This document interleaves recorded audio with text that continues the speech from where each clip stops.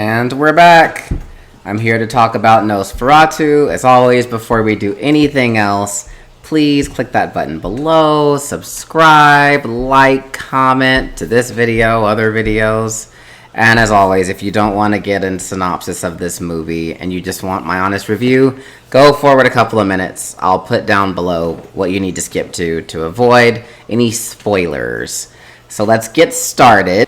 The movie stars Nicholas Hoult as Thomas Hutter and Lily Rose Depp as Ellen Hutter. They're a couple, they're married. It starts out initially where you see Lily Rose Depp's character at the beginning of a movie just kind of asking to have someone to take care of her loneliness. She's praying to the heavens for an angel.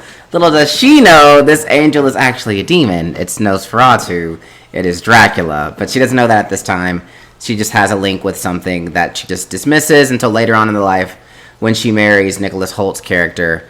Nicholas Hoult is down and out on his luck. He works for a type of real estate agency and is given an opportunity to go to Transylvania to sell this piece of real estate in Germany to the Count there, Count Orlok, played by Bill Skarsgård. He travels all the way to Transylvania after he leaves his wife in the care of his very wealthy friend, played by Aaron Taylor Johnson, as well as Emma Corrin, who's his wife. Travels to Transylvania, meets Count Orlok, signs an agreement. At the time, he doesn't really realize what it is, 'cause it's in a language he doesn't understand.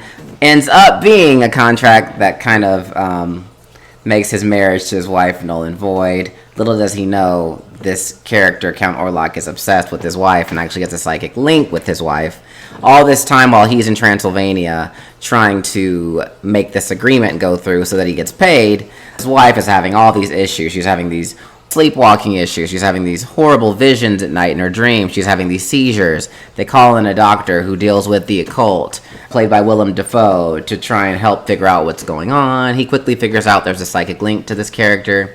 Thomas, the Nicholas Hoult character, eventually seals the deal, but becomes very sick. Count Orlok actually travels to Germany on a boat with a whole bunch of infected mice with the plague. He gets to the dock. All these mice, or rats rather, overrun the dock. Everyone catches this plague. Thomas is trying to stop Count Orlok now. At one point he tries to stake him, but Count Orlok stops him. Lily Rose Depp's character discovers that actually it's only her who can defeat Count Orlok, who is Dracula in this case. Obviously, this entire movie is based on the Dracula book. Eventually, they send Nicholas Hoult's character on a wild goose chase while Willem Dafoe's character and Lily Rose Depp's character come up with a plan to bring Nosferatu, or Count Orlok, to her bed. She pledges her allegiance to him and sacrifices herself and allows him to feed on her blood. Doing so keeps him there long enough for the sun to rise, effectively killing him. In the end, Lily Rose Depp's character also dies, but Nicholas Hoult's character is there at the end to hold her hand while she dies. That's pretty much the end of the movie. So basically, in a nutshell, he goes to Germany to try and sell a house to Count Orlok, who is Dracula. But the entire time, Dracula has a plan to get with Nicholas Hoult's wife, because he's been obsessed with her since she was a child, because they had this psychic link. In the end, it doesn't work because the wife, Lily Rose Depp, actually tricks him into staying too long in the sun and burning up into flames. Joke's on him. So as always, I'm going to break my scoring categories down into 5 different specific categories, 2 points each, for a total of 10. First, starting out with cast and the crew. As always, the cast and the crew can make or break a movie. I would actually say in this case, it made the movie. It's pretty loaded with a ton of really good talent, starting with Bill Skarsgård. You all know him playing Pennywise from It. He really is master of ceremonies, master of disguise. He did great as Count Orlok in this one. He was very eerie and decrepit and decaying type Dracula, a different type of Dracula that we're not really used to seeing.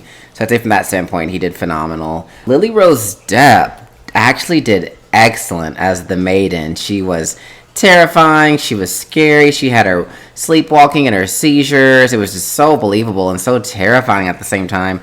Enough people are not talking about her performance. This is like award-worthy performance to me. I think she actually suffers from nepotism. And the fact that she is Johnny Depp's daughter, I think it's just a lot of people in Hollywood are steering clear about giving her praise. Maybe she has to prove herself a little more, but I thought she did an excellent job. Nicholas Hoult, we know him from Renfield. Apparently, he has a Dracula fetish because he was a similar character, Dracula's henchman in that movie. And now he's working for Dracula in terms of procuring some land for him. He did a great job as well. Aaron Taylor Johnson, we know from the flop that was Kraven the Hunter. He was much better in this movie. Emma Corrin, we know from Sandra Nova from Deadpool and Wolverine. Again, like I said earlier, just a very different role that she played in this one. Overall, excellent cast. Easy 2 out of 2.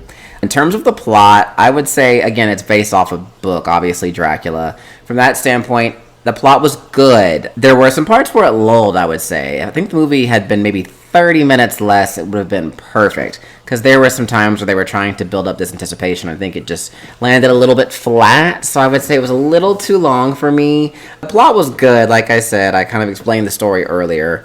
I would say overall, good plot, a little too long. I'd give it a 1 out of 2.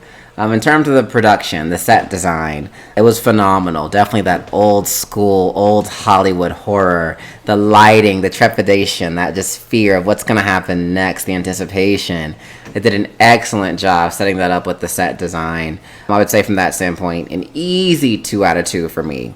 The music, to me, was similar to the plot. I feel like in those periods where it did lull, the storyline was just dragging a bit. So was the music. It didn't really help in those quiet periods. I think we needed to add a little more anticipatory kind of music, a little more kind of scary music, if you will. So I would say from that standpoint, I'm going to give it a 1. So we're at a 6 right now. I would say in terms of my final category, what did I think of the overall movie? How much did I enjoy it? Would I recommend people seeing it again, like myself? I would say if you're a fan of horror, if you're a fan of old school Hollywood type movies, this is a definite win. I very much enjoyed the movie. Like I said, there were a couple of lull periods because of the plot, because of the music. So for an overall score for the just did I enjoy the movie, I would give it a 1 out of 2. And I would give the entire movie itself a 7 out of 10 would be my prescription for the movie. I would say definitely go see it. The only thing I would say it really suffers from is it came out on like Christmas Day, which was such an odd marketing scheme that I feel like backfired. The movie didn't make that much box office wise, and I'm not surprised. It came out at the wrong time. What do I know? I'm not a marketing exec. I would just say this would have been a perfect movie during spooky season. So if it had been released maybe the end of September, beginning of October, going into Halloween season, it would have probably quadrupled what it would have made at the box office. Maybe they weren't going for that. Maybe they were trying to hit award season this year. Also didn't work for them because they didn't get any major award nominations. But I would say from that standpoint, it just came out at the wrong time.